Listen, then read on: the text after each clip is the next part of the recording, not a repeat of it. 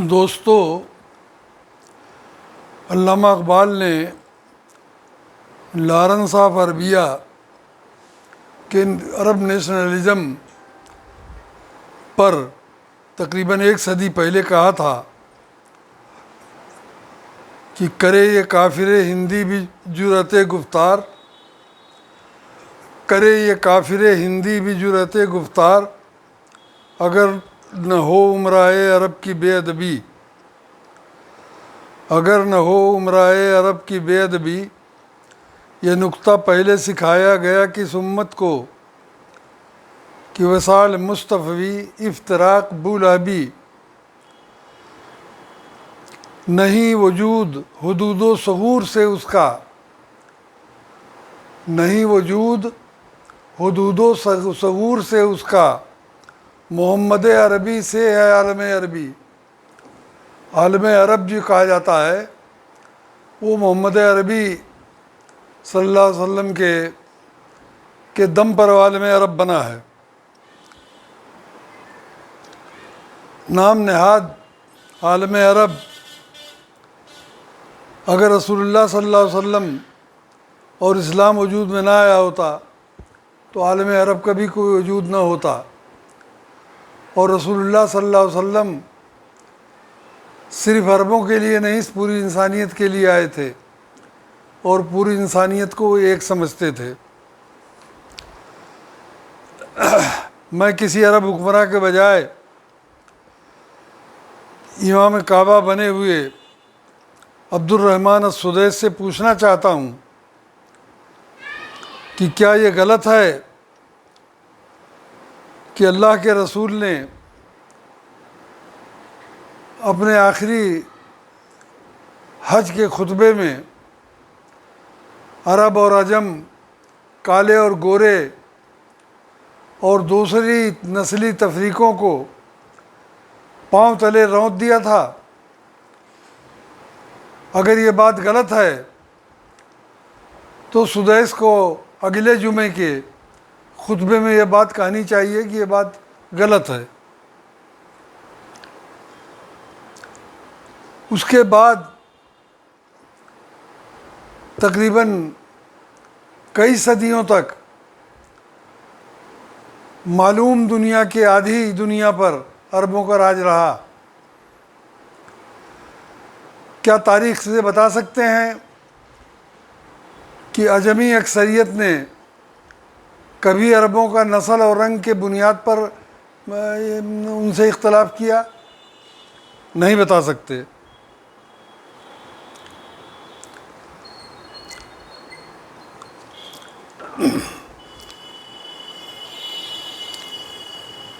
یہ عرب ہی تھے جنہوں نے 1918 میں لارنس آف عربیہ کے بہکانے میں آ کر عرب نیشنلزم کے نظریے کو قبول کر کے رزلٹ کیا ہوا کہ ترکان جفا پیشہ کے پنجے سے نکل کر، ترکان جفا پیشہ کے پنجے سے نکل کر بیچارے ہوئے دام تہذیب میں گرفتار۔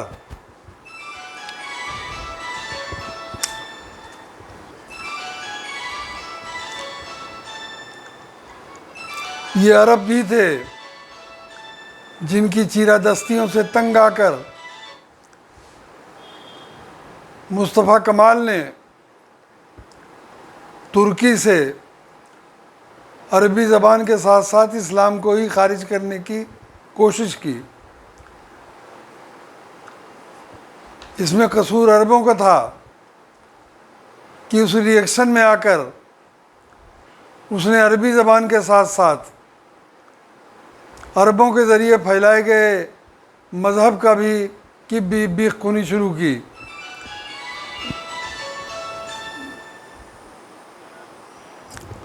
یہ تو اللہ نے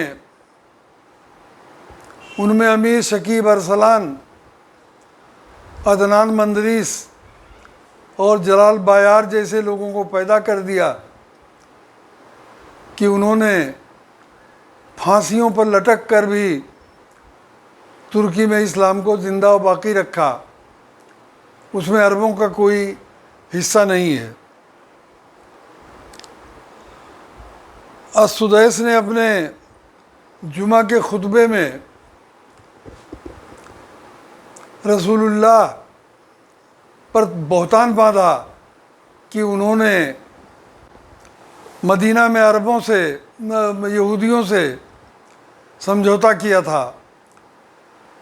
میں چیلنج کرتا ہوں سدیس کو کہ یہ ثابت کریں کہ کبھی رسول اللہ صلی اللہ علیہ وسلم نے الگ سے صرف یہودیوں سے کوئی سمجھوتا کیا ہو۔ انہوں نے سارے غیر مسلموں سے ایک معاہدہ کیا جس میں یہودی بھی شامل تھے، لیکن یہودیوں نے ایک دن بھی اس معاہدے کا پاس نہیں کیا، اور اس معاہدے کے رہتے ہوئے رسول اللہ کو کعب بن اشرف یہودی اور ابو رافع یہودی کو راستے سے ہٹانا پڑا۔ رسول اللہ نے عربوں کے، یہودیوں کے 3 قبیلے مدینے کے دیار میں آباد تھے، بنو قینقاع، بنو نصیر اور بنو قریظہ۔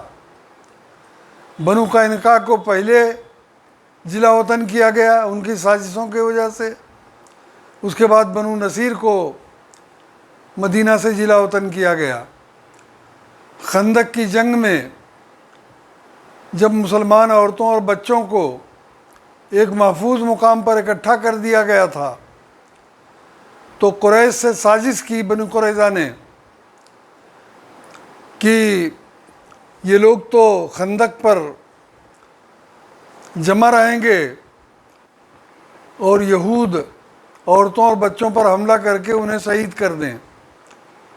اللہ کی مرضی کہ اسی دن رات میں اللہ کی طرف سے آندھی بھیجی گئی، اور اس آندھی میں 24,000 کا لشکر تتر بتر ہو گیا، لیکن وہ سازش پکڑی گئی۔ ان کا فیصلہ ہوا۔ کیا فیصلہ ہوا؟ بنو قریظہ کے ساتھ کیا ہوا، یہودیوں کے ساتھ؟ یہ مجھ سے زیادہ سدیس جو اپنے کو امام کہتے ہیں، پتہ نہیں ان کے پیچھے نماز آگے ہوگی کہ نہیں ہوگی، اس لیے کہ منافق کے پیچھے جان بوجھ کر منافق کے پیچھے تو نماز نہیں ہوتی۔ ہو سکتا ہے کہ ہمیں کل سارے غیر عربوں کو حج اور طواف کو بھی کچھ دن کے لیے بائیکاٹ کرنا پڑے گا جب تک منافقین وہاں کی امامت کرتے ہیں۔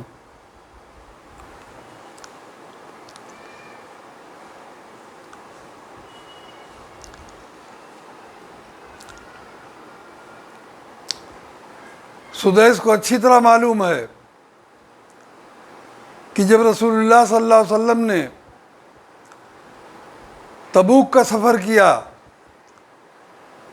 تبوک کے سفر میں سورہ برات نازل ہوئی جس میں منافقین سے اعلان برات کیا گیا تھا،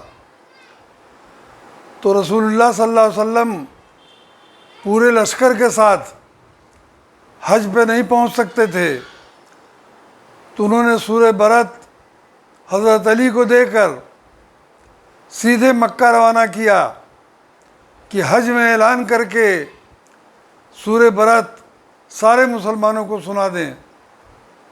وہ سورہ برات قرآن کی سب سے بارکۃ الاعلیٰ سورہ ہے جو منافقین کے بارے میں ہوئی ہے۔ سدیس اپنا فیصلہ خود کریں کہ وہ مسلمانوں میں شامل ہیں یا سورہ برات کی عزت میں آتے ہیں۔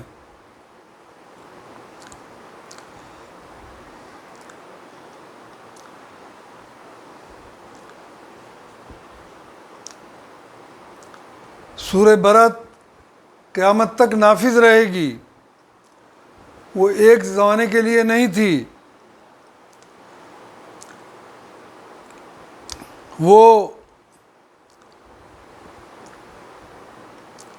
پوری طرح نافذ ہوتی ہے عبد الرحمن السدیس پر، محمد بن سلمان پر، محمد بن زائد پر، عبد الفتاح سیسی پر اور جو ان کے پیروکار ہیں ان سب پر عائد ہوتی ہے۔ سورہ برت میں اگر ترمیم کرنے کی طاقت ہو تو سدیس اس میں ترمیم کر کے دکھاویں۔ علامہ اقبال نے 1 صدی پہلے کہا تھا، بیچتا ہے ہاشمی ناموس دین مصطفیٰ، بیچتا ہے ہاشمی ناموس دین مصطفیٰ، خاک و خوں میں مل رہا ہے ترکمان سخت کوش، خاک و خوں میں مل رہا ہے ترکمان سخت کوش، آگ ہے اولاد ابراہیم ہے نمرود ہے، آگ ہے اولاد ابراہیم ہے نمرود ہے، کیا کسی کو پھر کسی کا امتحان مقصود ہے؟ ترجمان القرآن حکیم الامت علامہ اقبال کے اس قول میں ہم سب کو اپنا اپنا جائزہ لینا چاہیے۔ یہ بکے ہوئے علماء سو، بھارت کے علماء سو تو بے نقاب ہو چکے ہیں، پاکستان کے علماء سو اس وقت دنیا کی سب سے بدترین مخلوق ہیں۔ ان سب کو اپنا جائزہ لینا چاہیے کہ وہ اس سورہ برت کے اس میں آتے ہیں کہ نہیں آتے، ان کو اپنا جائزہ لینا چاہیے۔ بھارت کے مسلمان الحمدللہ اس لائق ہیں، ہو گئے ہیں کہ انہوں نے اپنے علماء سو کو اچھی طرح پہچان لیا ہے۔ بنگلہ دیش سے پہلے ہی ان کا صفایا ہو چکا ہے۔ میں بر صغیر پاک و ہند کو ایک ہی ملک اب تک مانتا ہوں۔ جب یہاں باڑھ آتی ہے تو وہاں بھی آتی ہے، جب یہاں سردی پڑتی ہے تو وہاں بھی پڑتی ہے، اور ایک دوسرے پر اثر پڑتا ہے۔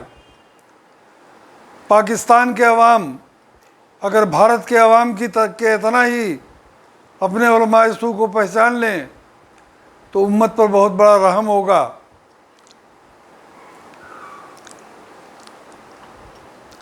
میں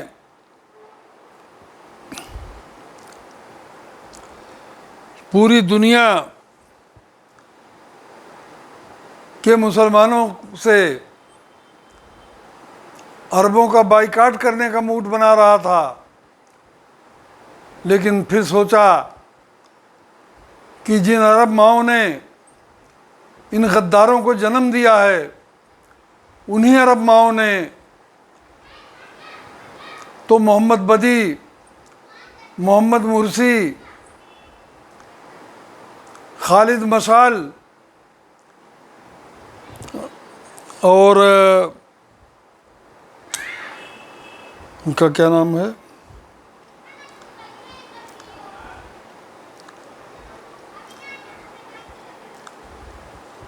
حسن نصر اللہ جیسے جیالوں کو بھی جنم دیا ہے۔ اس لیے میں ابھی بائیکاٹ کرنے کی اپیل نہیں کرتا۔ ان لوگوں کی وجہ سے ان عرب ماؤں کو سلام کرتا ہوں جو ان منافقوں کے خلاف سینہ سپر ہو جائیں۔ شکریہ۔